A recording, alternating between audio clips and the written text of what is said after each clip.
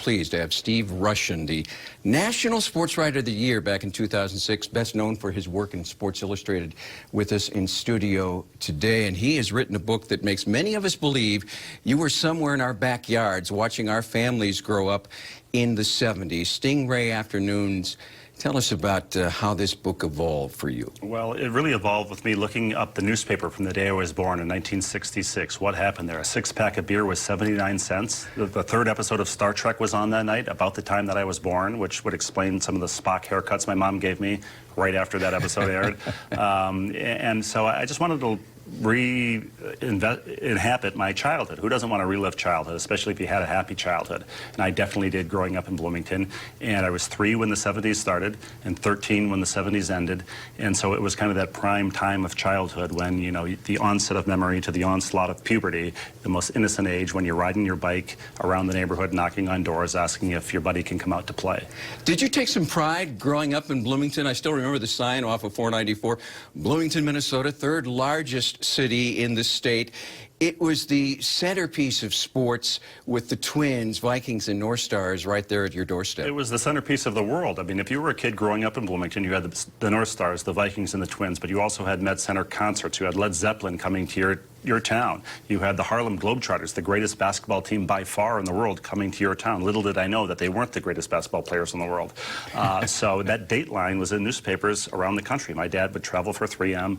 He'd bring home an old 3-day-old New York Times or LA Times, and Bloomington would be there in all caps with a story about the Purple People Eaters or the North Stars game, and so we felt big league. 1977, 40 years ago, Rod Carew, his chase for 400, national story. We were all part of it. I know you were there June 26th on Jersey Day when they gave away the Carew T-shirt jersey, and on that day, a remarkable performance by Rod, who moved over 400. It was a day I will never forget. I was there in the left field bleachers. My oldest brother was working the center field commissary, where I would later work at the Met, and people may forget, but they ran out of pop that day. And it was a hot day, a Sunday at the end of that White Sox series, and we brought a thermos that we would hand down, drop down to the center field commissary. They made the food that the vendors sold, and they would throw it back up full of sun-kissed soda. So there's a picture of me in my Twins jersey, and that Carew jersey has sun-kissed soda stains all over it, and it was from that day. And I wore that thing until it literally fell apart. As a fan, are you surprised with the success we've seen from the Twins following the worst record in franchise history? Oh, absolutely. I mean, I was a little bit surprised by the worst record in franchise history, and then I was, again, pleasantly surprised by the turnaround. So it's been fun to watch. I live in New England now. I'm stuck between the Red Sox and Yankee fans. I live on what I call the Munson-Nixon line that divides Red Sox fans from Yankee fans in kind of northern Connecticut. But I'm still able to follow the Twins, and, you know, up until last year, we had the Twins AA affiliate in New Britain until they moved to Hartford, became the Yard Goats, and went with the Rockies. But, yeah, it's been fun to follow. It's been fun to follow their prospects through New Britain, and now it's been fun to see those prospects come to the big leagues. As a kid, I rode my Schwinn, it wasn't a Stingray, a little earlier than that, to 52nd and Logan, hoping to catch a glimpse of Harmon Killebrew, who lived there and, of course, worked in the off-season.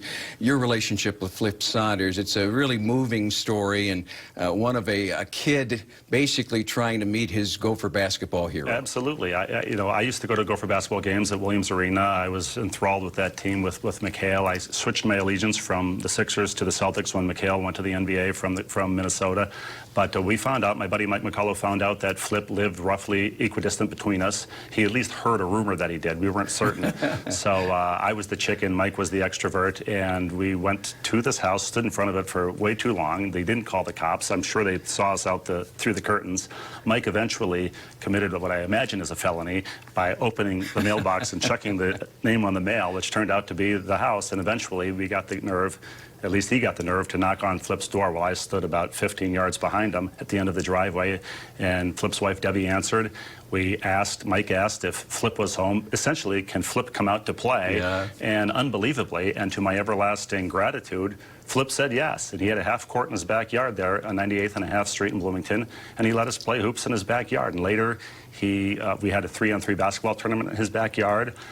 I called it the Saunders Hoop Invitational Tournament. You can figure out the acronym. and we made a Cool Whip tub, took a Cool Whip tub, wrapped it in tin foil, aluminum foil, and that was the trophy. And I wrote a letter to Sports Illustrated about that tournament in Flip's backyard. The writer wrote me back. Eventually, I struck up a pen palship with that writer, Alex Wolf, and I got a job at Sports Illustrated out of college. And Flip justifiably took credit for my career. The first time he introduced me to McHale at the Loon, he said, Kevin, have you met Steve Rushin? I got him his job at Sports Illustrated. It's an amazing story, an amazing man as well. Stingray Afternoon is the book. It is a must-read, believe me, if you had anything to do with the 70s. Steve Rushin, thanks for writing the book and coming in and sharing your memories with us today. Tom, my pleasure. Thank you.